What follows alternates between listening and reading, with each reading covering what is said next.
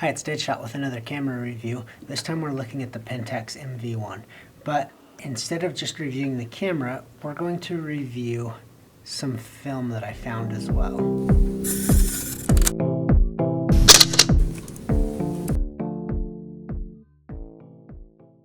One of my rules for film cameras is to never own a film camera without a manual mode. One of my friends found this at an antique shop for just a couple dollars, and it looks like this is brand new, and he asked me to review it, and I enjoyed shooting this, but I would never own a camera without a manual mode, and this one doesn't have a manual mode. And so there's not a lot to talk about if I didn't also include a really neat film I just found. The MV-1 was released in 1980, and it was a step up from the MV released just before this. The MV-1 adds a coupling for a winder, and it adds a self-timer. The MV-1 has the classic lines of many cameras from that time period, and it is a good looking camera. On the top is your exposure mode. You have auto, your flash sync speed, and bulb, and that's it. And you have your ISO selector over here. And one of the strange things about this camera is rather than put a separate exposure compensation knob on here, if you lift the rewind knob, there is an exposure compensation dial underneath that spins freely so that you can line it up with your selected ISO and then just adjust your ISO for exposure compensation.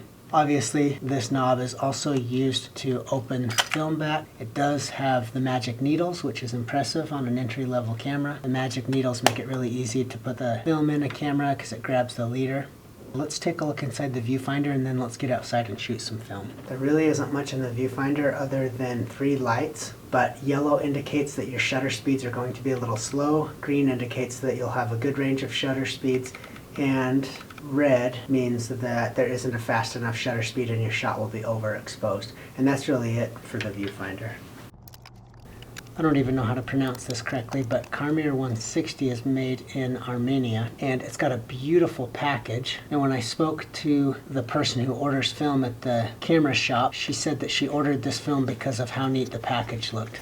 I've always loved ISO 160 film, so I thought I'd give this one a try, and I really like how the pictures turned out, and I'll definitely be buying this film again.